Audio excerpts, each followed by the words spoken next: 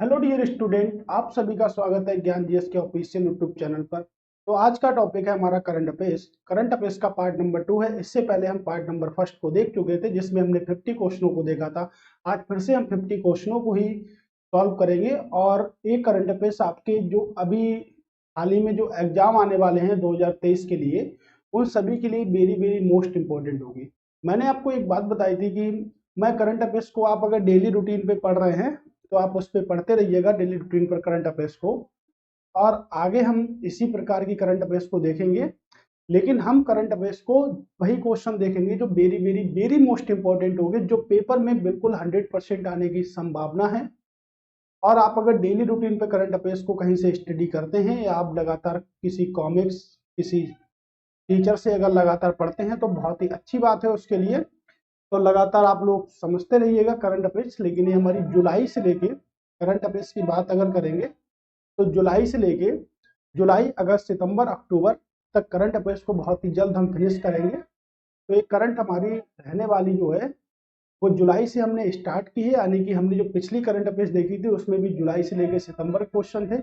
आज भी जुलाई से लेके सितंबर के ही क्वेश्चन है। तो चलिए पहले प्रश्न की ओर चलते हैं। पहला प्रश्न है कि निम्नलिखित में से कौन ट्रांस पैसिफिक पार्टनरशिप के लिए व्यापार और प्रगतिशील समझौते में शामिल होने वाला रोप रोप नहीं होगा यहाँ पे, यूरोप। क्या होगा आपका? यूरोप। यूरोप का पहला देश बन जाएगा। यानी कि निम्नलिखित में से कौन ट्रांस पैसिफिक पार्टनरशिप के लिए व्यापक व प्रगतिशील समझौते में शामिल होने वाला यूरोप का पहला देश बन जाएगा? नॉर्वे, जर्मनी, बेल्जियम या आपका यूनाइटेड किंगडम। तो क्या आंसर होगा इसका? इसका आंसर होगा आपका यूनाइटेड किंगडम। ठीक है, राइट आंसर क्या होगा? यूनाइटेड किंगडम होगा। वेरी वेरी मोस्ट इंपोर्टेंट है, बल्लायर के फॉर्मेट में बहुत ही अच्छा प्रश्न है। ठीक है, अब देखिएगा नार्वे। नार्वे को हम अर्धरात्रि का देश कहते हैं। क्या कहते हैं? अर्धरात्रि का देश कहा जाता है। तो नार्वे जो है आपका क्या कहते हैं? अर्धरात्रि का देश कहते हैं नार्वे। ठीक है, चलिए अगला प्रश्न देखते हैं।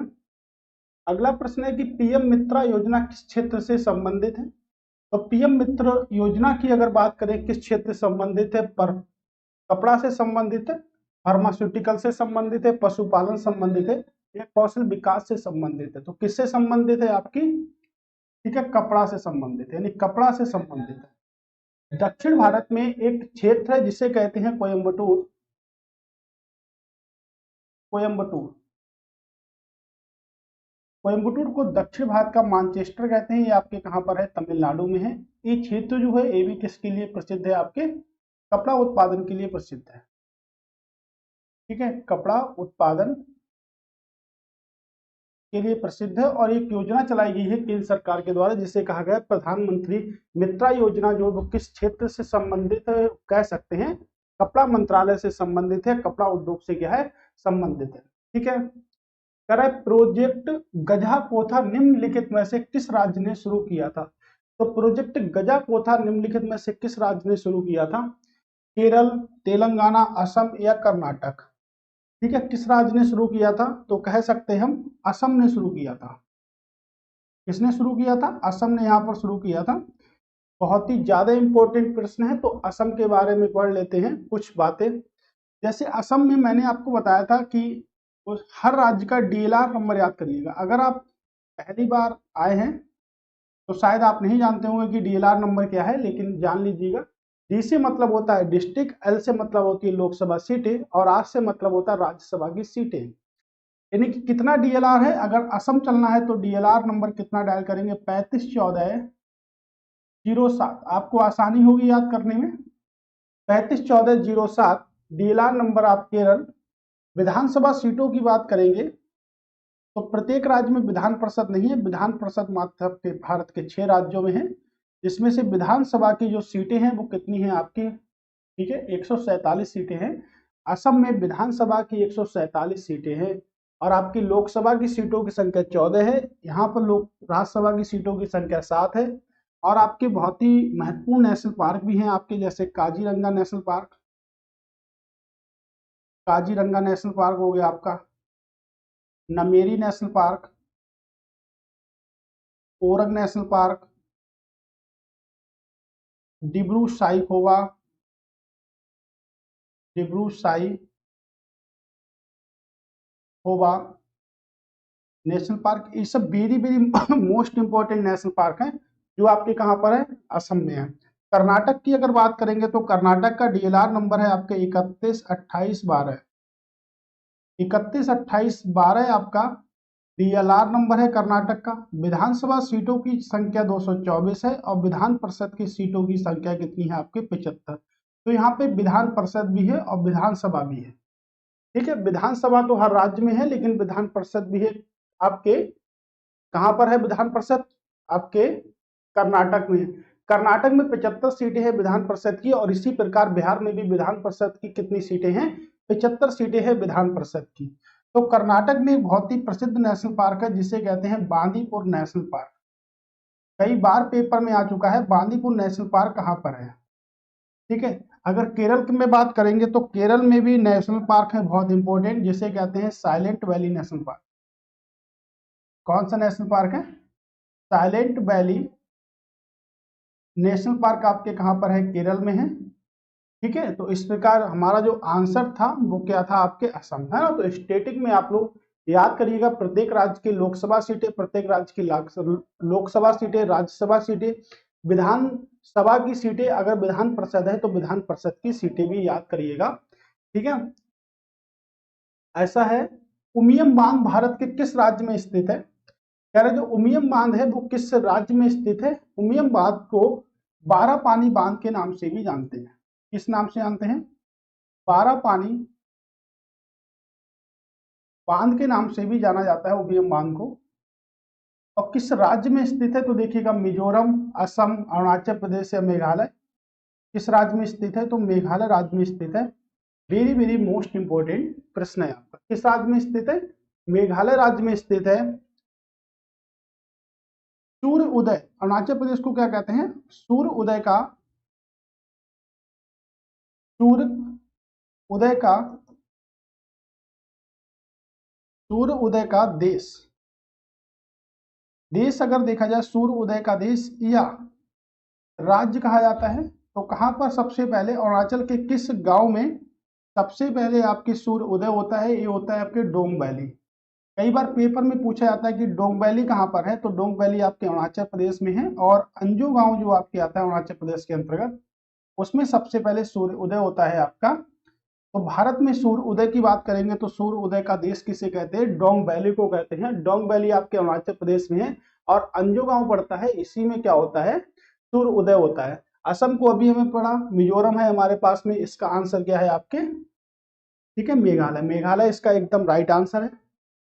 ओके, चलिए, कह रहे हैं भूमि संसाधन विभाग ने कब तक देश के सभी जिलों में भूमि रिकॉर्ड के डिजिटलीकरण, very very most important paper में छपने वाला प्रश्न एकदम, में 100% संतृप्त प्राप्त करने का महत्वाकांक्षी लक्ष्य निर्धारित किया है। तो कब तक 100% लक्ष्य निर्धारित किया है, यानी कि भूमि का रिकॉर्ड किस तारीख तक, किस तारीख तक डिजिटलीकरण पूरी तरह से हो जाएगा, इस प्रश्न की बात है। 31 मार्च 2024 को,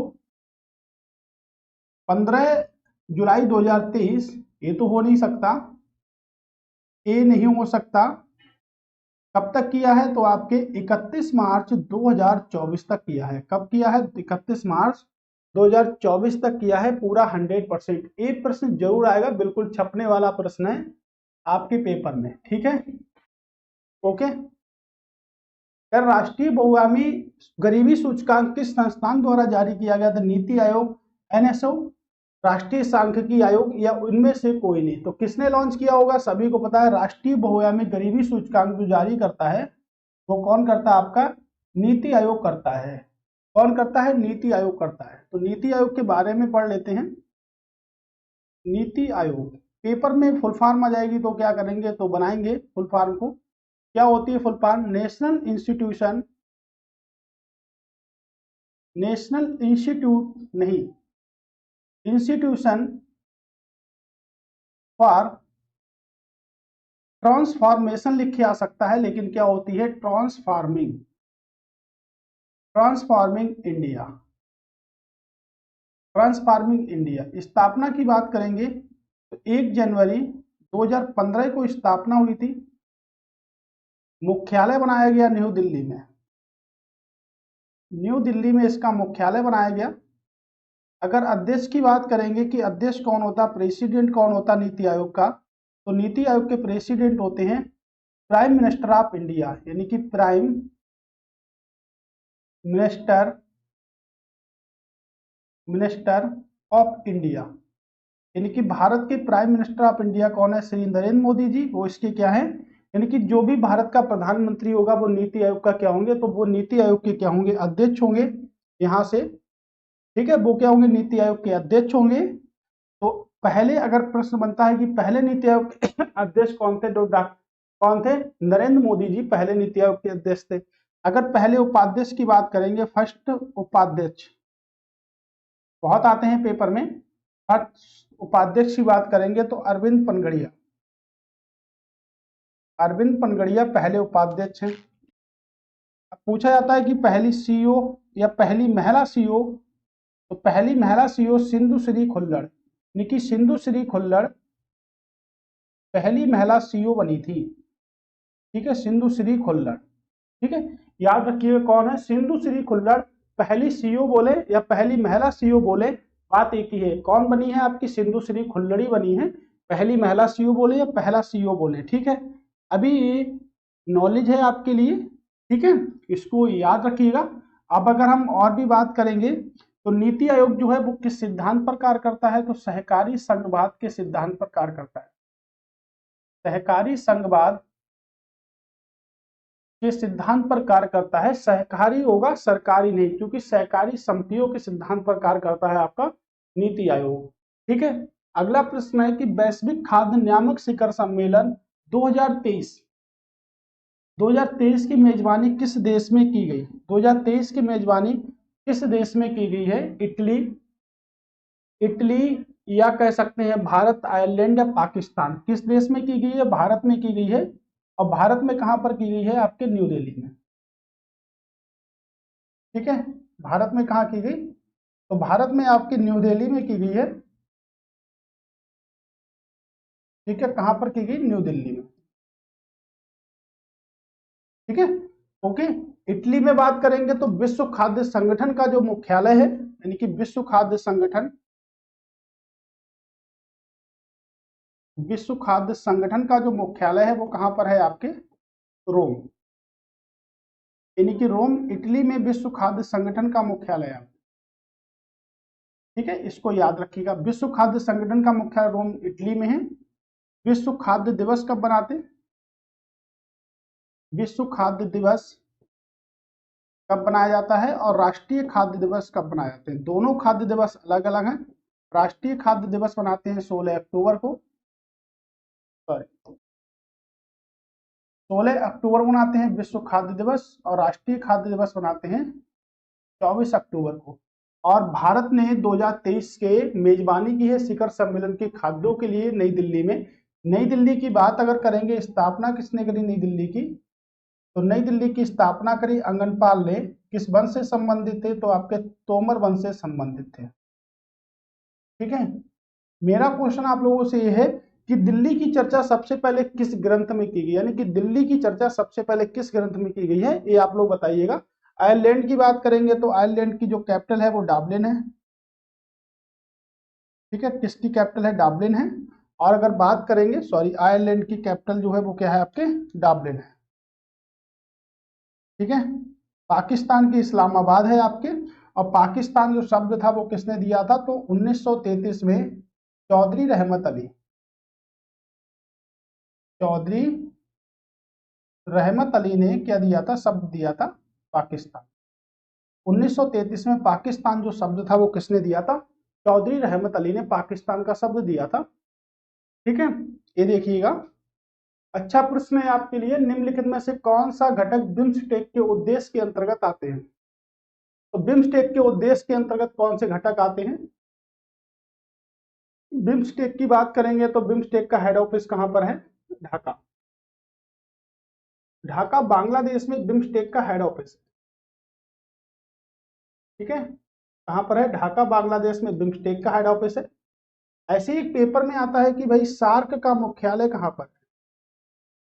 सार्क का मुख्यालय कहाँ पर है? तो सार्क का मुख्यालय आपके काठमांडू में, और काठमांडू कहाँ पर है? आपके नेपाल में। तो कभी भी इन बातों पे कभी कंफ्यूज नहीं होना है कि सार्क का मुख्यालय कहाँ पर है। सार्क का मुख्यालय आपके काठमांडू में है।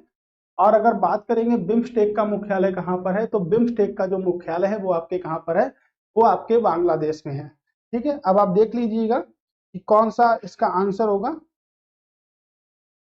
ठीक है, कौन सा इसका आंसर होगा? ठीक है, बताइएगा क्या होगा इसका आंसर। ठीक है, तो इसका आंसर की अगर बात करेंगे, ऊर्जा, कृषि, स्वास्थ्य, जल परिवर्तन, ये जलवायु परिवर्तन। जलवायु परिवर्तन के लिए सबसे रिस्पॉन्सिबल जो गैस होती है वो कौन सी होती है? कार्बन डाइऑक्साइड होती है, जलवाष्प होती है, CH4 मीथेन होती है, CFC क्लोरोफ्लोरोकार्बन होती है, नाइट्रस ऑक्साइड होती है। ये सब क्या है? आपकी जलवायु परिवर्तन यानी कि ग्रीन हाउस गैसों की श्रेणी में आती हैं, और सबसे उत्तरदायी गैसें हैं आपके ग्रीन हाउस के लिए। तो इसका जो आंसर होगा कृषि, ऊर्जा, स्वास्थ्य, जलवायु परिवर्तन, तो सभी क्या है? शामिल है। ठीक है, सभी क्या है? शामिल है। याद रखिएगा कि बिम्स्टेक का जो मुख्यालय है वो कहाँ पर है? आपके बांग्लादेश में है। और आपके सार्क का जो मुख्यालय है वो कहाँ पर है? आपके नेपाल में है। ठीक है, कहाँ पर है? आपके नेपाल में है। ठीक है, अगला प्रश्न है कि निम्नलिखित में से किस तिथि को नेल्सन मंडेला दिवस बनाते हैं? किस तिथि को नेल्सन मंडेला दिवस बनाते हैं? 18 मई की बात करेंगे तो अंतरराष्ट्रीय संग्रहालय दिवस बनाते हैं। अंतरराष्ट्रीय संग्रहालय दिवस बनाते हैं 18 मई को। संग्रहालय दिवस बनाते हैं। 18 जून की बात करेंगे तो फादर्स डे के रूप में बनाते हैं। और 18 जुलाई की बात करेंगे तो नेल्सन मंडेला दिवस बनाते हैं। और इसी में 18 तारीख में अप्रैल में एक दिवस मनाया जाता है, यानी कि मई से पहले अप्रैल आता है, तो 18 अप्रैल को विश्व विरासत दिवस मनाते हैं। विश्व विरासत दिवस बनाते हैं। ठीक है, कब बनाते हैं? विश्व विरासत दिवस बनाते हैं। तो इस प्रकार आप लोग याद रखिएगा, ये दिवस आपके लिए वेरी वेरी मोस्ट इंपोर्टेंट है। अगला प्रश्न फिर से आ गया आपका, भूमि सम्मान 2023। जुलाई 2023 में राष्ट्रपति ने भूमि सम्मान 2023 का शुभारंभ किया है या पुरस्कारों को प्रदान किया है? कौन सा कथन सही नहीं है? यह पुरस्कार डिजिटल इंडिया लैंड रिकॉर्ड औद्योगिकरण कार्यक्रम को लागू करने के लिए उपलब्ध किए गए हैं।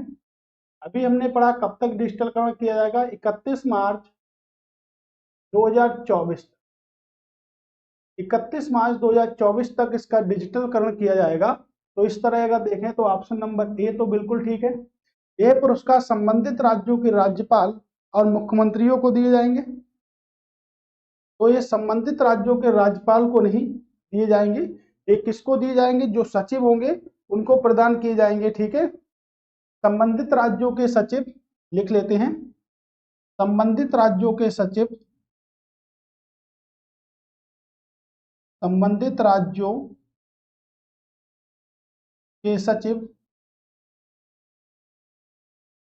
व राज्यपालों को प्रदान की, सॉरी, संबंधित राज्यों के सचिव व जिला कलेक्टेड, जिला कलेक्टरों को प्रदान किए जाएंगे। तो ऑप्शन नंबर बी क्या हुआ? गलत हो गया। तो यही हमारा आंसर होगा। यह पुरस्कार सहकारी संघवाद के सिद्धांतों को बढ़ावा देते हैं और बनाए रखते हैं। बिल्कुल ठीक है। इनका डिजिटलीकरण तो अभी हमने पढ़ा 31 मार्च 2024 तक की जाएगा, तो ये भी स्टेटमेंट ठीक है। यानी कि जो राज्य के राज्यपालों को ना देकर, मुख्यमंत्रियों को ना देकर, संबंधित राज्यों के सचिव व जिला कलेक्टरों को प्रदान किए जाएंगे। किसको प्रदान किए जाएंगे? जिला कलेक्टरों को प्रदान किए जाएंगे ये पुरस्कार आपके। ठीक है, अगला उससे भी बड़ा प्रश्न है। ठीक है, दिख रहा है सभी को कि भारत के राष्ट्रीय बहुआयामी गरीबी सूचकांक के संदर्भ में निम्नलिखित कथनों पर विचार कीजिए। अभी तो हमने पढ़ा था कि गरीबी सूचकांक कौन जारी करता है? तो नीति आयोग जारी करता है। बिल्कुल ठीक है।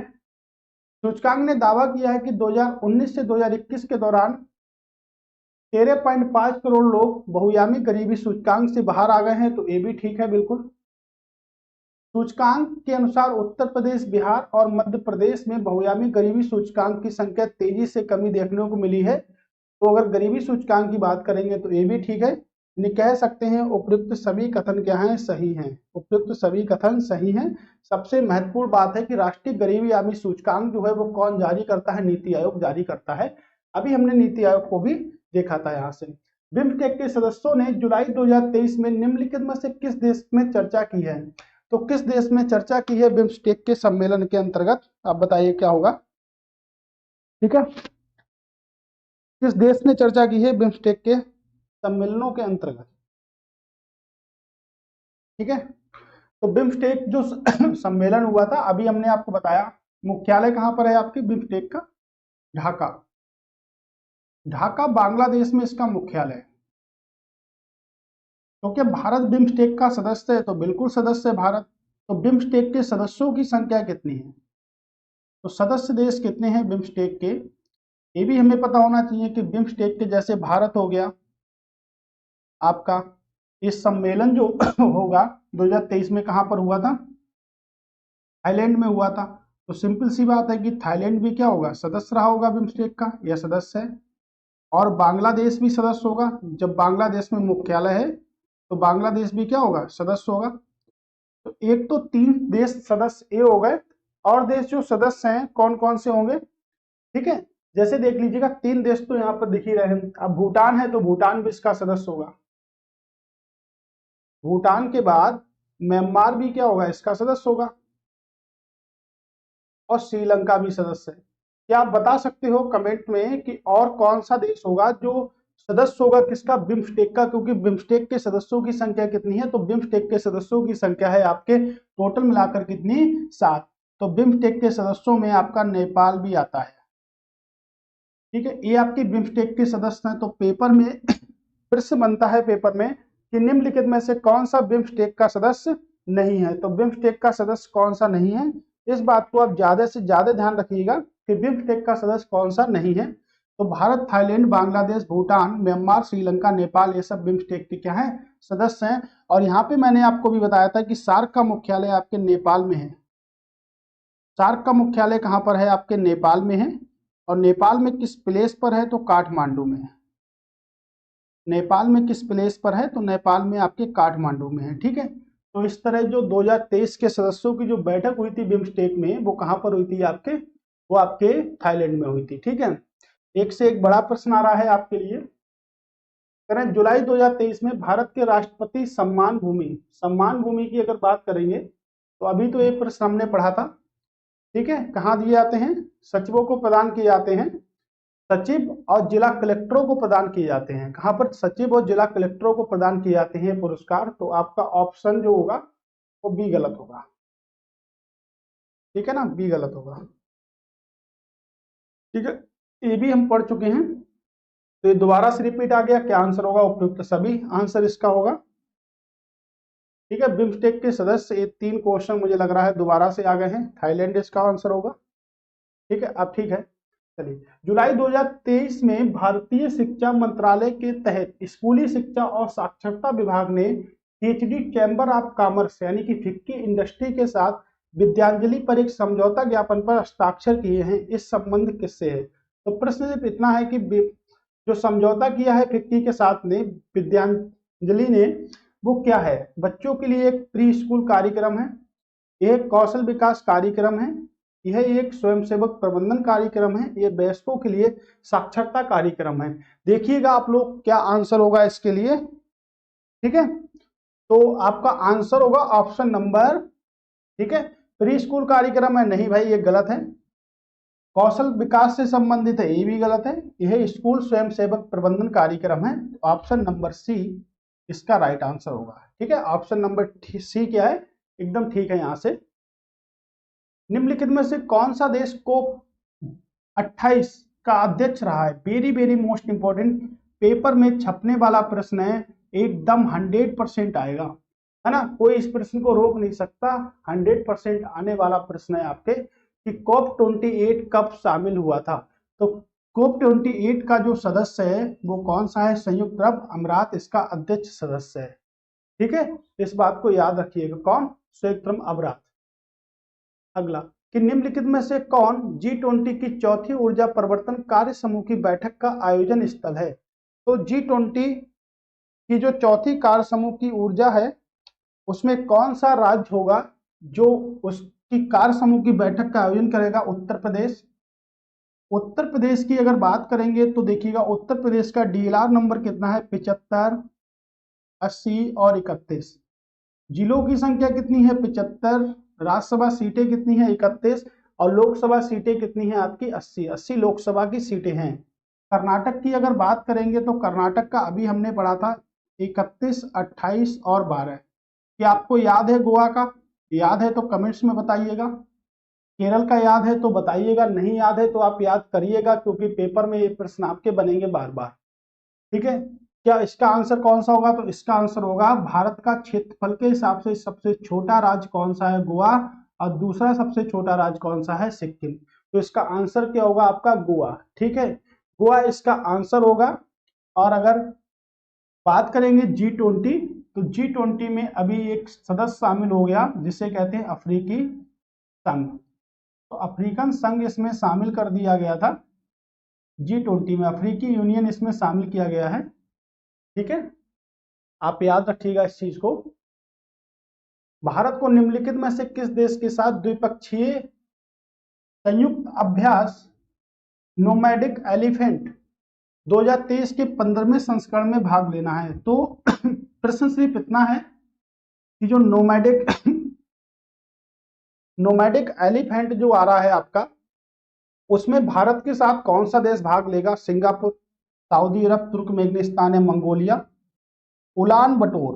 क्या होगा? उलान बटोर यानी कि मंगोलिया क्या लेगा? उसमें भाग लेगा। तो आंसर क्या होगा आपके? मंगोलिया। ठीक है, चौथी कार्य समूह की बैठक कहां पर? ये रिपीटेड क्वेश्चन क्यों आ रहे हैं इसका कुछ नहीं पता है। निम्नलिखित में से कौन सा देश घुंघटू हाथी 2023 रक्षा अभ्यास में भाग लेगा? यानी कि नोमैडिक एलिफेंट बोलो या घुंघटू बोलो तो ऐसे भी आ सकता है। कौन सा होगा? भारत और मंगोलिया। कौन सा होगा? भारत और मंगोलिया।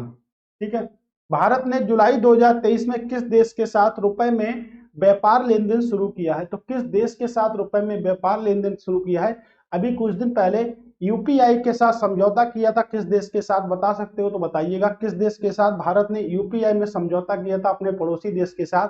वो देश था आपका नेपाल। तो नेपाल के साथ यूपीआई के साथ समझौता किया था। अगर यूपीआई की बात करें तो यूपीआई की फुल फॉर्म क्या होती है? Unified payment interface. Unified payment interface, इसकी फुल फॉर्म हो गई आपकी यूपीआई। और यूपीआई के साथ कुछ दिन पहले नेपाल ने समझौता किया था। किसके साथ समझौता किया था? भारत ने नेपाल के साथ समझौता किया था। अभी किसके साथ समझौता किया है?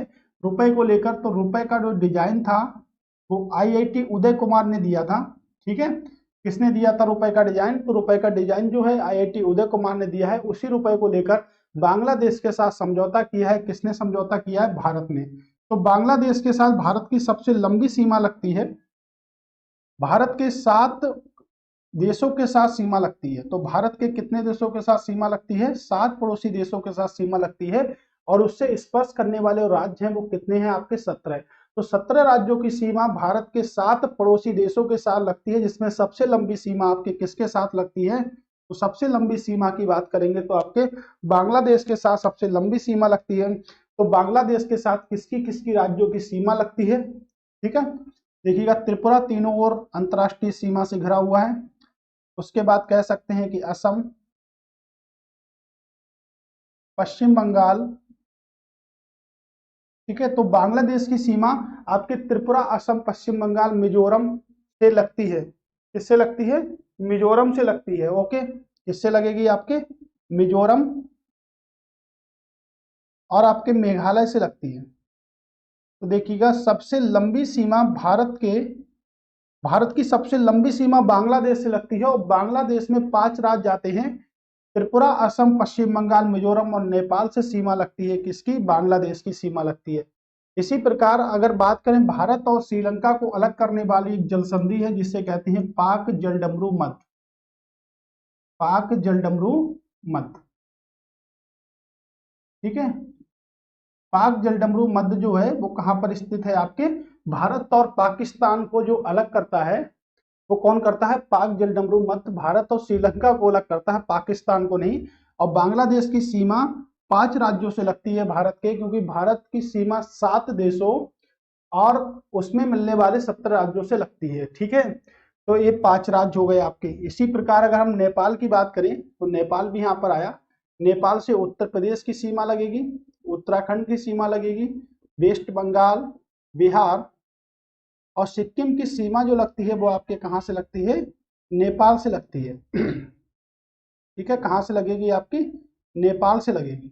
तो नेपाल से भी 5 राज्यों की सीमा लगती है और बांग्लादेश से भी 5 राज्यों की सीमा लगती है। नेपाल के साथ कुछ दिन पहले यूपीआई समझौता किया था, आज बांग्लादेश के साथ रुपए के लिए समझौता कर लिया है। तो रुपए का जो डिजाइन है कुछ इस प्रकार से, हमारे रुपए का डिजाइन एक किसने दिया था? आईआईटी उदय कुमार ने दिया था, ठीक है। आईआईटी उदय कुमार ने इस डिजाइन को दिया था और इसे भारत सरकार ने अडॉप्ट कर लिया 2010 से। तो 2010 से कुछ इस प्रकार से हमारा रुपए का डिजाइन है। उसी रुपए को लेकर समझौता किया है बांग्लादेश के साथ। समझौता किया है, किसने समझौता किया है? तो भारत ने बांग्लादेश के साथ समझौता किया। बांग्लादेश से ये राज्य लगते हैं। तो आपके पेपर में एक ही प्रश्न आता है कि बांग्लादेश की सीमा से कौन सा भारतीय स्पर्श नहीं करता है, ठीक है। कौन सा भारतीय स्पर्श नहीं करता है? किस देश के रक्षा मंत्री ने अपेक्षित रक्षा सौदे पर हस्ताक्षर करने के लिए जुलाई 2023 में भारत का दौरा किया है? तो किस देश के रक्षा मंत्री ने जुलाई 2023 में भारत के लिए दौरा किया है? किसने किया? आपके मिस्र यानी कि अर्जेंटीना। किसने? अर्जेंटीना। जितने भी देश हमारे आते हैं अंतरराष्ट्रीय मुद्दों के अंतर्गत उन सबकी कैपिटल करेंसी याद होनी चाहिए। जैसे अर्जेंटीना की बात करें तो देखिएगा अर्जेंटीना की कैपिटल है ब्यूनस आयर्स, ठीक है, ब्यूनस आयर्स। अब मुद्रा की बात करेंगे तो क्या है? आपके पीसू। पीसू क्या है? मुद्रा है। ऐसे जितने भी देश हमारे आते हैं उन सभी देशों की हमें बात करनी होगी, यानी कि उन्हीं सब देशों की हमें राजधानी याद करनी होगी और वही आपके पेपर में भी राजधानी आएंगी, ठीक है। अगला प्रश्न है कि ऑपरेशन त्रिनेत्र सेकंड भारत के निम्नलिखित में से किस राज्य में शुरू किया गया? तो किस राज्य में शुरू किया गया? ठीक है, त्रिनेत्र किस राज्य में शुरू किया गया था? ये अगर बात करेंगे मणिपुर, असम, जम्मू कश्मीर, तो भाई कहां पर शुरू किया होगा? और सभी को पता है कि ऑपरेशन त्रिनेत्र जो था वो किस राज्य ने शुरू किया था? तो आपके जम्मू कश्मीर ने शुरू किया था, ठीक है। किसने? जम्मू कश्मीर ने शुरू किया था। जम्मू कश्मीर का राजनीतिक मानचित्र 5 अक्टूबर 2019 को तैयार कर दिया गया और इसी दिन से जम्मू कश्मीर एक केंद्र शासित प्रदेश भी बन गया था। इस बात को भी आप याद रखें। जम्मू कश्मीर कब से केंद्र शासित प्रदेश बना? तो 5 अक्टूबर 2019 से केंद्र शासित प्रदेश बना और इसी का एक पार्ट बन गया लद्दाख। और लद्दाख में भारत का सबसे बड़ा नेशनल पार्क है जिसे कहते हैं हेमिस नेशनल पार्क। 2 प्रश्न आते हैं पेपर में और स्टूडेंट बहुत कंफ्यूजन में पड़ जाता है। जैसे अगर पूछा जाए कि भारत का सबसे बड़ा नेशनल पार्क कौन सा है, तो भारत का सबसे बड़ा नेशनल पार्क है आपका हेमिस नेशनल पार्क। उसके बाद पूछा जाता है कि भारत का सबसे बड़ा टाइगर रिजर्व कौन सा है, तो ये याद रखिएगा भारत का सबसे बड़ा टाइगर रिजर्व है नागार्जुन सैलम टाइगर रिजर्व, ठीक है। ये भारत का सबसे बड़ा टाइगर रिजर्व है, ठीक है। तो टाइगर रिजर्व सबसे बड़ा ये आंध्र प्रदेश में है। और भारत का सबसे बड़ा नेशनल पार्क कौन सा है? तो हेमिस नेशनल पार्क भारत का सबसे बड़ा नेशनल पार्क आता है, ठीक है। अगले चलते हैं अगले प्रश्न पे। कहना जुलाई 2023 में भारत के निम्नलिखित में से किस राज्य में क्रीमियन कांगो रक्तस्रावी बुखार से एक व्यक्ति की मृत्यु हो गई है? तो किस राज्य में हो गई है? केरल में हो गई है, तमिलनाडु में, छत्तीसगढ़ या गुजरात में? तो किस राज्य में हो गई है मृत्यु? तो कांगो रक्तस्रावी जो बुखार है कहाँ हो गई? आपके गुजरात में, ठीक है। हर राज्य का डीएलआर नंबर याद करना होगा आपको, हर राज्य के सीएम याद करने होंगे, हर राज्य के गवर्नर याद करने होंगे, विधानसभा सीटों की संख्या याद करनी आपको होगी, ठीक है। केरल की बात करेंगे, केरल हो गया, तमिलनाडु हो गया, छत्तीसगढ़, गुजरात, तो आंसर होगा आपके गुजरात। रक्तस्रावी की बात करेंगे, यानी कि रक्त की बात करते हैं, तो रक्त समूह जो होता है वो हमारे कितने प्रकार का होता है? वो हमारे 4 प्रकार का होता है। जैसे ए के बाद बी, ओ और ए बी। तो अगर पूछा जाए कि रक्त समूह की खोज किसने करी और रक्त समूह ए बी की खोज किसने करी, क्योंकि ओ को हम बोलते हैं सर्वदाता, क्या बोलते हैं? सर्वदाता। और ए बी को क्या बोलते हैं हम? सर्वग्राही। ठीक है। अब प्रश्न बनता है कि रक्त समूह की खोज करी किसने करी, तो हम कह सकते हैं कार्ल लैंडस्टीनर ने खोज करी। यानी कि ओवरऑल अगर पूछा आता है रक्त समूह की खोज किसने करी, तो हम कह सकते हैं कार्ल लैंडस्टीनर ने क्या करी? खोज करी रक्त समूह की। लेकिन उन्होंने सिर्फ ए बी ओ को खोजा था। कार्ल लैंडस्टीनर ने सिर्फ ए बी ओ को खोजा था, लेकिन रक्त समूह ए बी की खोज करेंगे तो कौन करेंगे? स्टेनली। रक्त समूह ए बी की जो खोज करी थी वो किसने करी थी? स्टेनली ने रक्त समूह ए बी की खोज की थी। लेकिन रक्त समूह की खोज ओवरऑल पूछा जाए तो आपके कार्ल लैंडस्टीनर लगेंगे। ठीक है। अब देखिएगा ब्लड का अध्ययन क्या कहलाता है, तो हेमेटोलॉजी कहलाता है, हेमेटोलॉजी। तो रक्त का अध्ययन क्या कहलाता है? आपका हेमेटोलॉजी कहलाता है। रक्त जो होता है वो 3 प्रकार का होता है, लेकिन ओवरऑल अगर बात करेंगे तो 4 प्रकार का होता है। ठीक है, हेमेटोलॉजी। एक आपका होता है साइंस में हेपेटोलॉजी। देखिएगा सिर्फ पे आया है यानी कि पेट चरा है, लेकिन हेपेटोलॉजी किसका अध्ययन कराता है? तो एकरक्त यानी कि लीवर का अध्ययन हेपेटोलॉजी कराता है, जो मानव शरीर की सबसे बड़ी ग्रंथि है। ठीक है। तो एक पे और एक में इतना अंतर है कि उसने क्वेश्चन का आंसर ही चेंज कर दिया, यानी क्वेश्चन का आंसर ही चेंज कर दिया, हे और पे में। ठीक है। तो कहां पर होगा? आपके गुजरात में। ठीक है। प्रश्न है कि डीपीआईआईटी और गुजरात सरकार ने संयुक्त रूप से कौन सा प्रोडक्ट लॉन्च किया है? तो कौन सा प्रोडक्ट लॉन्च किया है? One Aadhaar one ration, one currency one nation, one language one nation, या वन डिस्ट्रिक्ट वन प्रोडक्ट? ये तो बिल्कुल सरल है। कौन सा लॉन्च किया है? वन डिस्ट्रिक्ट वन प्रोडक्ट को लॉन्च किया है। तो वन डिस्ट्रिक्ट वन प्रोडक्ट को लॉन्च किया है, किसने लॉन्च किया है? आपके गुजरात सरकार ने। ठीक है। अगला है कि नीति आयोग ने भारत ऊर्जा सुरक्षा परिदृश्य 2047 का कौन सा संशोधित संस्करण जारी किया है? तो नीति आयोग के बारे में तो अभी हमने छापा था कि नीति आयोग क्या है, नीति आयोग किस तरह से काम करेगा, ये सभी अभी हमने देखा था। उसके बाद देखिएगा कि कौन सा है आपका, तो 2047 तो होगा, लेकिन 3.0 कौन सा होगा? 3.0। ठीक है, 3.0 होगा आपका कंप्लीट। यानी जुलाई 2023 में सिनेमेटोग्राफ अधिनियम 1952 में संशोधन बिल किस सदन में पेश किया गया? तो किस सदन में किया गया, यानी कि सिनेमा जगत से संबंधित है, किस सदन में पेश किया गया था? बिल हमेशा किस सदन में ज्यादातर पेश किए जाते हैं, तो किस सदन में पेश किया गया था? यानी कि जो भी सिनेमा है उसकी सीमाओं के बाहर कोई बात नहीं करी जाएगी, किसमें करा है? आपके राज्यसभा में किया है। ठीक है। जैसे देखिएगा अगर बात करें संसद, संसद के 2 सदन होते हैं, एक होती है राज्यसभा और दूसरा आपका होता है लोकसभा। एक होता है राज्यसभा और दूसरा आपका होता है लोकसभा। ठीक है। तो राज्यसभा होगी और कौन होगी? लोकसभा होगी। पूछा जाएगा किस अनुच्छेद के अंतर्गत संसद की स्थापना की गई, तो अनुच्छेद नंबर 79। ठीक है। किसके अंतर्गत राज्यसभा की स्थापना की गई, तो अनुच्छेद नंबर आपका 80, और लोकसभा अनुच्छेद नंबर 81। अगर और भी हमें याद करना है तो हम कह सकते हैं सरला। और सरला के बारे में आप लोग जानते हो कि सरला भाई संसद से लेकर राज्यसभा होते हुए लोकसभा जाएगी, सा से संसद, रा से राज्यसभा। तो हम कह सकते हैं 79, 80 और 81, ये हो गई सरला, यहां भी याद कर सकते हैं। ऐसे ही राज्यों में आपके विधानमंडल होता है, इसमें विधानसभा होती है और विधान परिषद होती है।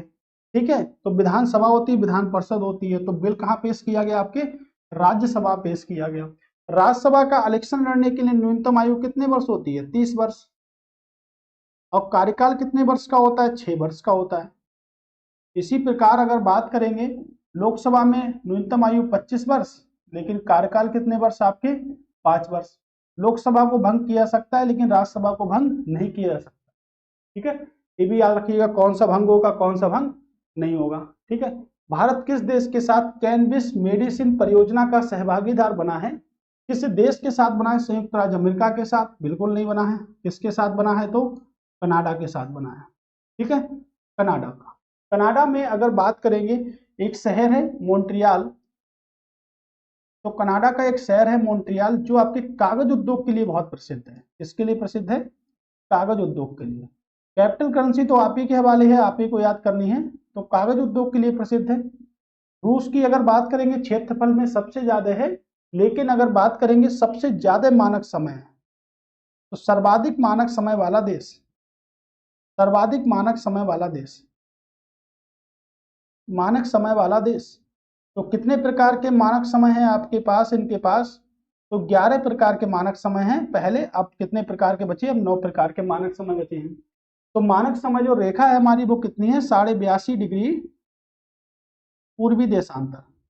तो 82.5 डिग्री पूर्वी देशांतर रेखा को मानक समय रेखा कहते हैं। ठीक है, 82.5 डिग्री जो पूर्वी देशांतर रेखा है उसको मानक समय रेखा के नाम से जानते हैं। और यही आपके लिए इंपॉर्टेंट भी है, ये सब याद रखिएगा। एक एक प्रश्न आपके पेपर में छपेगा, बिल्कुल 100% वाला। ठीक है, एक एक प्रश्न आपके पेपर में छपेगा। अगला है कि मुख्यमंत्री खेत सुरक्षा योजना किस राज्य में 2023 में सुचारू रूप से शुरू की गई? आपने देखा होगा यूपी के लोग बहुत सारे परेशान हैं कि गाय जो है वो फसलों को खा जाती है। तो गाय को वैदिक काल में अघन्या के नाम से जाना जाता था, तो उसी की तर्ज पर ऐसा लग रहा है कि माना जा रहा है, क्योंकि हिंदुत्व को लेके उसी बीच पे माना जा रहा है। तो गाय को अघन्या कहते थे ऋग्वैदिक काल में, यानी कि ना छूने योग्य। तो गाय जो है उसको हम मार नहीं सकते, क्योंकि गाय हमारी क्या है? माता है, और हमको कुछ नहीं आता है। यही कॉन्सेप्ट पे चल रही है दुनिया, है ना, कि गाय हमारी माता है और हमको कुछ नहीं आता है। तो ये तो बातें सब बेकार की हो गई। ठीक है, हमें पढ़ना है और हमें पढ़ने के बाद ही सिलेक्शन मिलना है।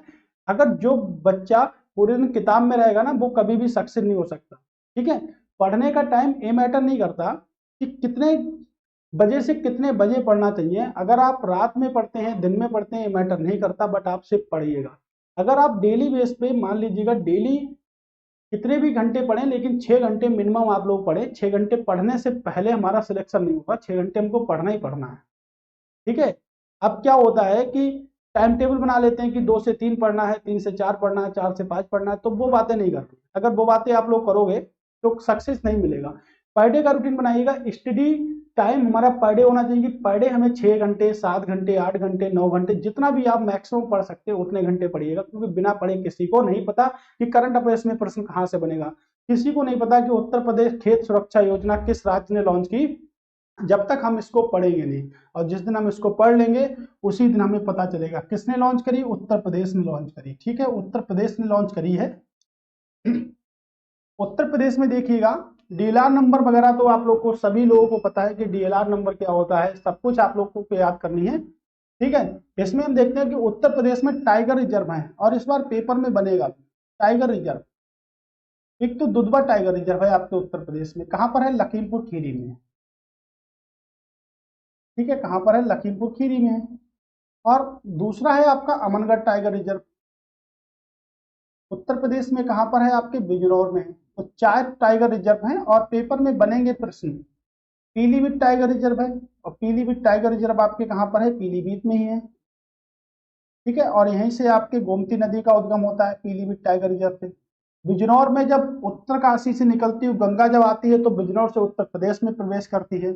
और उसके बाद अभी नया बना है रानीपुर टाइगर रिजर्व, कहाँ पर है? आपके चित्रकूट में है। इलाहाबाद से 80 किलोमीटर डिस्टेंस पर पड़ता है आपके चित्रकूट, वहां पर है। तो ये भारत उत्तर प्रदेश में 4 टाइगर रिजर्व हैं। और प्रश्न बनेगा कि उत्तर प्रदेश में कौन सा टाइगर रिजर्व है, कौन सा टाइगर रिजर्व नहीं है, ऐसा भी प्रश्न बनेगा पेपर में। ठीक है, आयकर दिवस कब बनाए जाते हैं? तो आयकर दिवस भाई कब बनाया जाता है? ठीक है, 29 सितंबर की बात करेंगे तो विश्व हृदय दिवस मनाते हैं। विश्व हृदय दिवस। तो हृदय जो है हमारा 1 मिनट में 72 बार धड़कता है। इससे कम बार धड़कता है तो क्या होगा? तो समाप्त हो जाएंगे। 72 बार, 72 घंटे नहीं, 72 बार। तो मेरा प्रश्न ये बनेगा कि क्या हृदय हृदय कभी आराम करता है? या हृदय आराम कर लिया तो आप मुक्ति धाम पहुंच जाओगे? क्या हृदय कभी आराम करता है? हाँ या ना, यस या नो? अगर आराम करता है तो कब आराम करता है, नहीं तो क्यों नहीं करता है? तो हृदय कभी आराम करता है। एक प्रश्न वेरी वेरी मोस्ट इंपोर्टेंट है। हृदय 1 मिनट में 72 बार धड़कता है। रेस लगाएंगे, नवजात बच्चे का सबका अलग अलग होता है। और हृदय की अगर बात करेंगे तो हृदय क्या कभी आराम करता है? तो जी बिल्कुल, हृदय दो धड़कनों के बीच में आराम करता है। दो धड़कनों के बीच आराम करता है हृदय। तो दो धड़कनों के बीच आराम करता है आपका हृदय। ठीक है। और विश्व हृदय दिवस 29 सितंबर को बनाते हैं। बात करेंगे 23 मार्च को कौन सा दिवस मनाते हैं? तो विश्व मौसम विज्ञान दिवस। मौसम विज्ञान दिवस जो है वो आपका 23 मार्च को बनाते हैं। 24 जुलाई की बात करेंगे तो 24 जुलाई को आपका आयकर दिवस बनाते हैं। 2 अक्टूबर को अंतर्राष्ट्रीय अहिंसा दिवस बनाते हैं। अंतर्राष्ट्रीय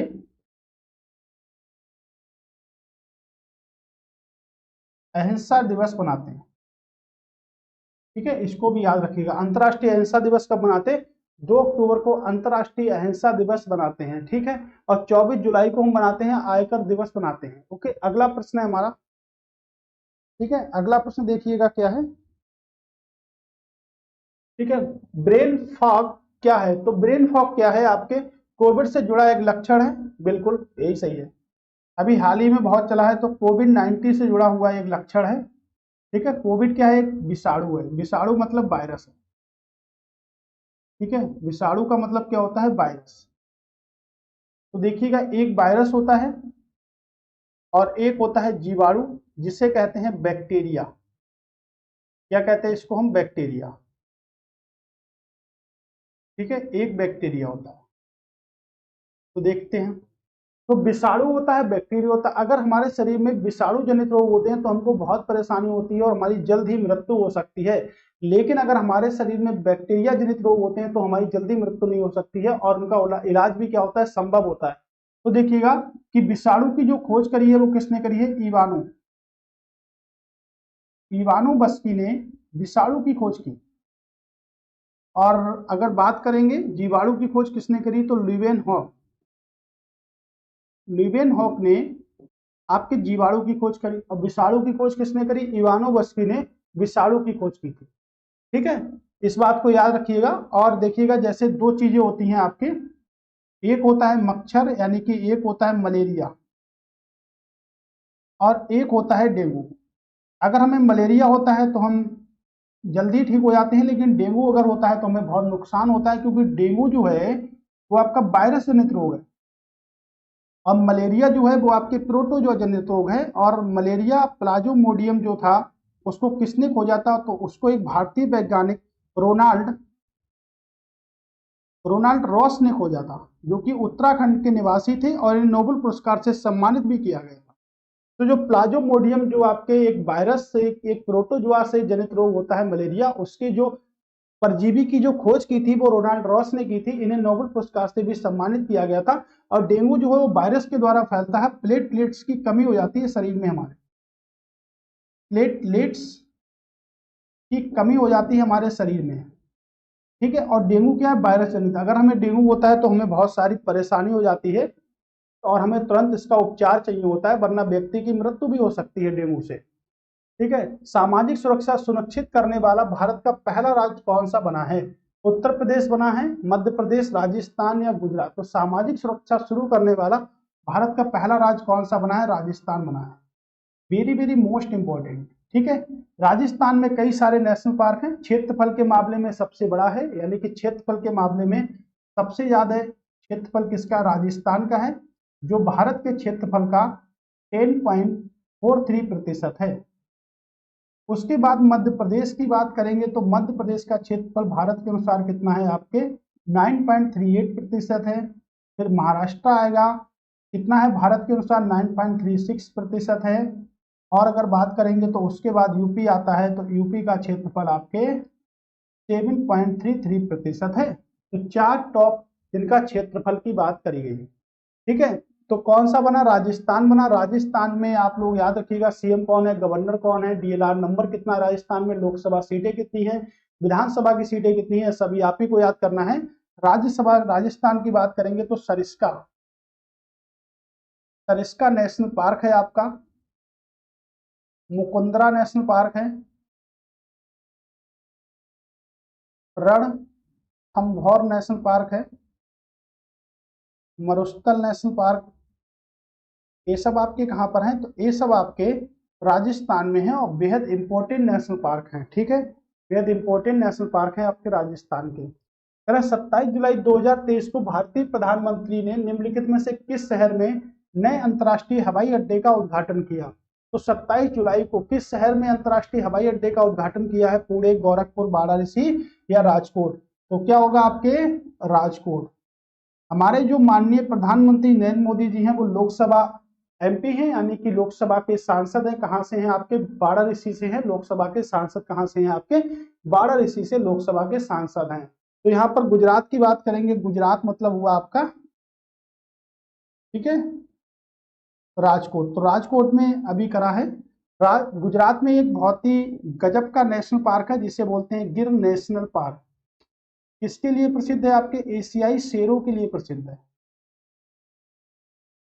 ठीक है, एशियाई शेरों के लिए प्रसिद्ध है आपका गिर नेशनल पार्क, या बोल सकते हैं एशियाटिक शेरों के लिए प्रसिद्ध है गिर नेशनल पार्क। ठीक है, एशियाटिक शेरों के लिए प्रसिद्ध है। करें एशियाई युवा जूनियर भारोत्तोलन चैंपियनशिप 2023 का मेजबान देश कौन सा था। तो 2023 का मेजबान देश कौन सा था, वेरी वेरी मोस्ट इंपोर्टेंट प्रश्न है, बिल्कुल छपने वाला प्रश्न है आपके पेपर में। ठीक है, कौन था, तो आपके भारत। ठीक है, ये कौन सा, भारत यहाँ पर मेजबान देश था। ठीक है, और भारत में कहां पर हुआ था, तो भारत में अगर बात करेंगे तो ग्रेटर नोएडा, ग्रेटर नोएडा को हम बोलते हैं गौतम बुद्ध नगर। क्या बोलते हैं, गौतम बुद्ध नगर बोलते हैं। नोएडा की फुल फॉर्म भी पेपर में कभी कभी आ जाती है, न्यू ओखला डेवलपमेंट इंडस्ट्रियल, यानी कि new Okhla industrial development authority क्या है, नोएडा की फुल फॉर्म है। यहाँ पर एक बहुत ही प्रसिद्ध उत्तर प्रदेश का पक्षी अभ्यारण्य है जिसे कहते हैं ओखला पक्षी अभ्यारण्य। ठीक है, ओखला पक्षी अभ्यारण्य। तो ओखला पक्षी अभ्यारण्य आपके कहां पर है, तो नोएडा में है, यानी कि ग्रेटर नोएडा। ठीक है, ग्रेटर नोएडा में है, याद रखिएगा इस बात को, ग्रेटर नोएडा में है। ठीक है, अरे विश्व का सबसे बड़ा निजी संचार उपग्रह कौन सा है, Jupiter 3, Mars orbiter mission, Chandrayaan 3 या आदित्य एल मिशन। विश्व का सबसे बड़ा निजी संचार उपग्रह आपका कौन सा है, जुपिटर, जुपिटर 3, याद रखिएगा कौन सा है आपके, जुपिटर 3 सबसे बड़ा आपका निजी संचार उपग्रह है। भारत और एडीबी ने किस राज्य के राजमार्गों के उन्नयन के लिए ऋण पर हस्ताक्षर किए हैं।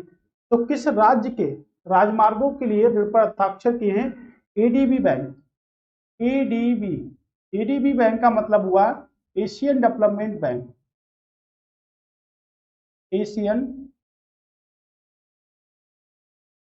Development bank, Asian development bank. Head office की बात करेंगे तो क्या है आपका, कोई बता सकता है एशियन डेवलपमेंट बैंक के हेड ऑफिस, और इसके सदस्य देश कितने हैं आपके, 68 देश इसके सदस्य हैं। और एशियन डेवलपमेंट बैंक का मुख्यालय आपके मनीला, कहां पर है आपके, मनीला फिलीपींस में इसका मुख्यालय है। अभी हाल ही में किस देश के साथ इसने राजमार्गों के लिए समझौता किया है, तो किस देश के साथ समझौता किया है, बिहार के साथ समझौता किया है अभी हाल ही में एडीबी बैंक ने। किस देश के साथ समझौता किया है, बिहार के। भारत ने पृथ्वी पर 7 प्रमुख बिल्लियों की प्रजातियों के संरक्षण के उद्देश्य से अलायंस लॉन्च किया है। कौन सा अलायंस लॉन्च किया है, तो जिसमें कैट होगा वही अलायंस लॉन्च किया होगा, सिंपल सी बात है। तो देखिएगा इंटरनेशनल बिग कैट अलायंस को लॉन्च किया है। ठीक है, अलायंस को क्या करा है, लॉन्च किया है। अब देखिएगा भारत ने पृथ्वी पर, ठीक है, अब देखिएगा पृथ्वी पर अगर बात करें, पृथ्वी पर सबसे अधिक कौन सी गैस पाई जाती है, तो पृथ्वी पर सबसे अधिक कौन सी, ऑक्सीजन। ठीक है, आपको देखो एक चीज दिखाते हैं यहाँ पर, अगर पूछा जाता है कि भूपट्टी या पृथ्वी पर सबसे अधिक मात्रा में कौन सी गैस पाई जाती है, तो वो है ऑक्सीजन। पूछा जाता है ब्रह्मांड में सबसे अधिक मात्रा में कौन सी गैस पाई जाती है, ब्रह्मांड में पूछा जा रहा है तो हाइड्रोजन। लेकिन अगर वही गैस पूछी जाती है कि वायुमंडल में सबसे ज्यादा कौन सी गैस पाई जाती है, तो नाइट्रोजन। देखिए कुछ अंतर है ना, हर आंसर अलग अलग है। देखिए पृथ्वी पर सबसे अधिक मात्रा में ऑक्सीजन, ब्रह्मांड में सबसे अधिक मात्रा में कौन सी, कॉस्मो में सबसे अधिक मात्रा में हाइड्रोजन, लेकिन वायुमंडल में सबसे अधिक मात्रा में नाइट्रोजन गैस पाई जाती है। ये पेपर में प्रश्न आते हैं ना, तो आपके एकदम हालात खराब हो जाते हैं और आप गलती लगा के आते हो वहां पे। ठीक है, पर्यटन गतिविधियों को प्रोत्साहित करने के लिए मध्य प्रदेश ने कौन सी योजना शुरू की है, तो कौन सी योजना शुरू की है मध्य प्रदेश ने। ठीक है, टाइगर सफारी, हाथी दर्शन, रिवर क्रूज टूर्स, इस योजना को शुरू किया है मध्य प्रदेश ने। ठीक है, याद रखिएगा, मध्य प्रदेश के बारे में कंप्लीट नॉलेज रखिएगा। ठीक है, अगला प्रश्न है कि लाडली बहनों को मिलने वाली मासिक 1,000 रुपए की राशि बढ़ाकर कितनी कर दी गई है, तो लाडली जो योजना है वो किसके द्वारा चालू की गई है, मध्य प्रदेश के द्वारा। बहुत चर्चा में रही है ये योजना, मध्य प्रदेश के द्वारा शुरू की गई है और इसमें 1,000 रुपए से मिलने वाली राशि बढ़ाकर कितनी कर दी गई है, 3,000 रुपए कर दी गई है। Very very very most important प्रश्न, पेपर में बिल्कुल छपने वाला प्रश्न है, बिल्कुल छपेगा ये प्रश्न। ठीक है, कि पन्ना जिले के किस महत्वपूर्ण धातु को जीआई टैग दिया गया, पन्ना की तमन्ना है कि हीरा मुझे मिल जाए, ये देखो, पन्ना की तमन्ना है कि हीरा मुझे मिल जाए, तो पन्ना में क्या पाया जाता है, हीरा पाया जाता है। और हीरा जो है वो पन्ना मध्य प्रदेश का प्रसिद्ध है। ठीक है, पन्ना की खाने किसके लिए प्रसिद्ध है, हीरा। हीरा क्या है, कार्बन का अपर रूप है, कार्बन का अपर रूप है। तो कार्बन के दो अपर रूप होते हैं, एक होता है हीरा और दूसरा होता है ग्रेफाइट। ठीक है, कार्बन के दो अपर रूप होते हैं, हीरा व ग्रेफाइट। ठीक है, इस बात को भी याद रखिएगा। कह रहे हैं ईट राइट चैलेंज प्रतियोगिता भोपाल को कौन सा स्थान प्राप्त हुआ है, तो भोपाल को कौन सा स्थान प्राप्त हुआ है इस योजना के अंतर्गत। ठीक है, बताइए कौन सा स्थान प्राप्त हुआ है भोपाल को। ठीक है, तो भोपाल को स्थान जो प्राप्त हुआ है वो कौन सा, आपका दूसरा स्थान प्राप्त हुआ, भोपाल मतलब उड़ीसा। कौन सा स्थान प्राप्त हुआ है, दूसरा। ठीक है, रिसीव का फुल फॉर्म क्या है, रिसीव का फुल फॉर्म क्या है, आपके पेपर में आ सकता है, तो देखिएगा रिसीव का फुल फॉर्म क्या है। ठीक है, resources efficiency circular economic industry गठबंधन, ये फुल फॉर्म है आपके किसका, रिसीव का। ठीक है, अगला प्रश्न, मुस्लिम महिला अधिकार दिवस कब बनाया जाता है, तो मुस्लिम महिला अधिकार दिवस कब बनाया जाता है। ठीक है, तो मुस्लिम महिला अधिकार दिवस कब बनाते हैं, बताइएगा। ठीक है, तो मुस्लिम महिला अधिकार दिवस मनाते हैं 1 अगस्त को, 1 अगस्त को मुस्लिम महिला अधिकार दिवस मनाते हैं। ठीक है, अभी हमने पढ़ा अंतरराष्ट्रीय अहिंसा दिवस कब मनाते हैं, 2 अक्टूबर को बनाते हैं। विश्व लीवर दिवस, विश्व लीवर डे कब बनाते हैं, तो विश्व लीवर दिवस बनाते हैं हम लोग 19 अप्रैल को बनाते हैं। 18 अप्रैल को अभी हमने देखा विश्व विरासत दिवस बनाते हैं 18 अप्रैल को। और 5 सितंबर क्या बनाते हैं, आप लोग कमेंट्स बॉक्स में बताइएगा कि 5 सितंबर को कौन सा दिवस बनाते हैं जो सबसे सरल है और आपको याद होना चाहिए कि 5 सितंबर को कौन सा दिवस बनाते हैं। विश्व कॉफी सम्मेलन की मेजबानी कौन करेगा, तो कॉफी सम्मेलन की मेजबानी कौन करेगा, इस बात को समझते हैं।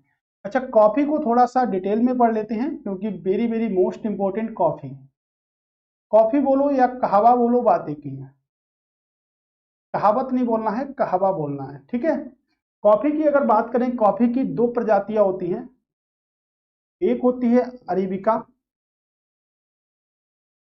और एक प्रजाति जो होती है उसको कहते हैं रोबस्टा। ठीक है। अरेबिका अधिक ऊंचाई पर उगाई जाती है, रोबस्टा कम ऊंचाई पर उगाई जाती है। जब ये अधिक ऊंचाई पर उगाई जाती है तो इसको टेम्परेचर चाहिए होता है 15 से 20 डिग्री सेंटीग्रेड का, और रोबस्टा कम ऊंचाई पर होती है, इसलिए ये 20 से 30 डिग्री सेंटीग्रेड पर आपके उगाई जाती है। कॉफी में एक पदार्थ होता है जो कि नशीले पदार्थ के रूप में प्रयोग किया जाता है, जिसे हम कहते हैं कॉफीन। कैफीन एक पदार्थ होता है कॉफी में, और कॉफी सबसे ज्यादा अगर पूछा जाए विश्व में कहाँ पाई जाती है तो ब्राजील में। ठीक है, ब्राजील में पाई जाएगी। भारत में बात करेंगे तो भारत के चिकमगलुरु जिले यानी कर्नाटक में सबसे ज्यादा, कर्नाटक के बाद तमिलनाडु, और तमिलनाडु के बाद की बात करेंगे तो केरल। यानी कि भारत में कॉफी का जो उत्पादन होता है वो किन घाटों के अंतर्गत आता है तो पश्चिमी घाटों के अंतर्गत भी कॉफी का उत्पादन होता है। इसके अंतर्गत पश्चिमी घाटों के अंतर्गत भी कॉफी का उत्पादन होता है। ठीक है, तो पश्चिमी घाट के अंतर्गत भी कॉफी का उत्पादन आपके होता है। तो इस प्रकार हमने देखा कि कॉफी, है ना। ऐसे ही हम देखते हैं कि आपके एक तंबाकू होता है। तंबाकू में क्या पाया जाता है? निकोटीन। निकोटीन आपके तंबाकू में होता है। ऐसे ही आपका अफीम होता है। अफीम में होती है आपकी मॉर्फिन। और अफीम को किससे प्राप्त करते हैं तो अफीम को प्राप्त करते हैं पोस्ता। पोस्ता से अफीम बनती है और अफीम में एक पदार्थ होता है। और इसी प्रकार जो हमारी चाय होती है सबसे ज्यादा भारत में असम में होती है, और चाय में एक अम्ल पाया जाता है, इसे कहते हैं टेनिन। टेनिन एसिड जो होता है वो आपके चाय में होता है। ठीक है, इतने प्रश्नों में से आपके प्रश्न जरूर छपेंगे पेपर में। तो जो आपका सम्मेलन है, विश्व कॉफी सम्मेलन कहाँ होगा? आपके ब्राजील में होगा। ये तो सभी को पता है, क्योंकि विश्व में सबसे अधिक कॉफी कहाँ पाई जाती है? ब्राजील में पाई जाती है, लेकिन चाय सबसे ज्यादा आपके भारत में ही। विश्व फेफड़े का कैंसर दिवस कब बनाते हैं? तो विश्व फेफड़े का कैंसर दिवस कब बनाते हैं? बताइएगा क्या होगा आंसर। ठीक है, तो विश्व फेफड़े का कैंसर दिवस कब बनाते हैं? 21 सितंबर को हम बनाते हैं विश्व अल्जाइमर दिवस। अल्जाइमर जो बीमारी होती है वो आपके मस्तिष्क से संबंधित होती है। तो प्रश्न बनेगा अल्जाइमर रोग किससे संबंधित है? आपके तो मस्तिष्क से संबंधित है। 1 अगस्त को बनाते हैं। क्या बनाते हैं? विश्व फेफड़े का कैंसर दिवस कब बनाते हैं? तो 1 अगस्त को विश्व फेफड़े का कैंसर दिवस बनाते हैं। और 23 मार्च को बात करेंगे तो विश्व मौसम विज्ञान दिवस बनाते हैं। और 2 जून की बात करेंगे तेलंगाना का स्थापना दिवस। ठीक है, तेलंगाना राज्य की स्थापना कब हुई थी? 2 जून 2014 को। 2 जून 2014 को इसकी स्थापना हुई थी। 23 मार्च को बनाते हैं विश्व मौसम विज्ञान दिवस। मौसम विज्ञान दिवस बनाते हैं। ठीक है, 21 सितंबर को अल्जाइमर दिवस बनाते हैं। और अल्जाइमर दिवस की बात करेंगे, अल्जाइमर जो रोग है वो आपके किससे संबंधित है? आपके मस्तिष्क से संबंधित है। ठीक है, किससे संबंधित है? मस्तिष्क से। बिहार रत्न सम्मान किसे मिला है? तो बिहार रत्न सम्मान किसे मिला है? तो ये इंपॉर्टेंट है। ठीक है, सोनी चौधरी को मिला है। किसको मिला है? सोनी चौधरी को मिला है। बिहार रत्न सम्मान किसको मिला है? सोनी चौधरी को बिहार रत्न सम्मान से सम्मानित किया गया था। किसने BSEB मोबाइल ऐप को लॉन्च किया है? तो किसने लॉन्च किया है? BSEB मोबाइल ऐप को लॉन्च किया है छपरा विश्वविद्यालय ने, मगध विद्यालय परीक्षा समिति ने, तो इसी ने लॉन्च किया है। ठीक है, विद्यालय परीक्षा समिति ने। सिर्फ याद रखिएगा बिहार के लिए, लेकिन बहुत इंपॉर्टेंट है। ठीक है, बिहार के लिए बेहद इंपॉर्टेंट है। भारत में 5G टेस्टिंग के निर्माण के लिए रेल मंत्रालय ने किस संस्थान के साथ समझौता किया? वेरी वेरी इंपॉर्टेंट प्रश्न है आपके। किसने समझौता किया है? रेल मंत्रालय के साथ। भारतीय प्रौद्योगिकी संस्थान मद्रास, IIM लखनऊ, IITM ग्वालियर, प्रौद्योगिकी संस्थान IIT हैदराबाद। तो कौन सा संस्थान है? देखिए 5G यानी कि जी का मतलब होता है जनरेशन। जी का मतलब क्या होगा? तो जी का मतलब होगा आपका जनरेशन। ठीक है, पीढ़ी के निर्माण के लिए रेल मंत्रालय ने किस संस्थान के साथ समझौता किया है? तो रेल मंत्रालय किस संस्थान के साथ समझौता किया है? तो भाई IIT मद्रास। एकदम मार्क करिएगा, जरूर आएगा पेपर में एक प्रश्न आपके साथ जरूर आएगा। ठीक है, अगला है कि अमृत वृक्ष आंदोलन किस राज्य के द्वारा चलाया जा रहा है? तो अमृत वृक्ष जो आंदोलन है वो किस राज्य के द्वारा चलाया जा रहा है? ठीक है, बताइएगा इसका क्या आंसर होगा। ठीक है, तो अमृत वृक्ष जो आंदोलन है वो किस राज्य के द्वारा चलाया जा रहा होगा। ठीक है, तो किस राज्य के द्वारा, आपके असम राज्य के द्वारा। किस राज्य के द्वारा चलाया जा रहा है, असम राज्य के द्वारा चलाया जा रहा है। ठीक है, किसके द्वारा, असम के द्वारा। एक बहुत देर से एक, ठीक है, ये देखिएगा यहाँ पे जो असम की जो बात करेगी, यहाँ पे सीटें जो हैं वो आपके 126 सीटें हैं, ना कि 147 सीटें हैं। ठीक है, यहाँ पर आप लोग देख लीजिएगा अच्छे से। ठीक है, कितनी सीटें हैं आपकी, 126 सीटें हैं यहाँ पर। ये आपका क्वेश्चन जो है, ठीक है, यहाँ पर भी हम कह सकते हैं कि जो डीएलआर नंबर है वो कितना है आपके 3514-7, और विधानसभा की सीटें 126 है, वहां पर 147 लिख गई थी, वो गलत है। ठीक है, इस प्रकार जितने भी प्रश्न हैं आपके 20 यानी कि 100 प्रश्न हम देख चुके हैं। ये जुलाई से लेकर सितंबर तक की आपकी करंट अफेयर्स के टोटल कंप्लीटली प्रश्न है। ठीक है, तो याद रखिएगा कि अब हम तीसरी वीडियो में मिलेंगे। ठीक है, और तब तक आपके लिए मेरा एक सजेशन है कि आप करंट अफेयर्स अगर पढ़ते हैं तो पढ़ते रहिएगा, लेकिन इन प्रश्नों को आप लोग जरूर, है ना, अगर पीडीएफ आप लोगों को चाहिए तो आप डिसाइड कर सकते हैं, इस नंबर पर हमें व्हाट्सअप कर सकते हैं, वरना टेलीग्राम ग्रुप से भी हम जुड़ सकते हैं। ठीक है, टेलीग्राम ग्रुप से भी जुड़ सकते हैं। तो 94 124 474 हमारा एक नंबर है, इससे हम जुड़ भी सकते हैं। ओके, तो चलिए अब मिलते हैं अपनी नेक्स्ट थर्ड वीडियो में। आज के लिए हमने टोटल आपके 100 क्वेश्चनों को पूरी तरह से समाप्त कर चुका है करंट अफेयर्स में, जो जुलाई से हमने स्टार्ट किया है। और आपका अभी पेपर जो आने वाले हैं, जो भी पेपर आपके आने वाले हैं, आरओ एआरओ का हो गया, पैट का हो गया, यूपी पैट हो गया, इतने भी सभी प्रश्नों में आपके यही प्रश्न आएंगे। तो ऑथेंटिक करंट अफेयर्स हम पढ़ेंगे। ठीक है, और इसको याद रखिएगा कभी, बिल्कुल एकदम। ठीक है, अब थैंक्स इसलिए कि दोबारा कब मिलेंगे इसका देखते हैं। दोबारा अब हम करंट अफेयर्स की क्लास में फिर से मिलेंगे। इस नंबर पर व्हाट्सएप करके आप पीडीएफ प्राप्त कर सकते हैं। थैंक्स फॉर वॉचिंग, बाय, धन्यवाद।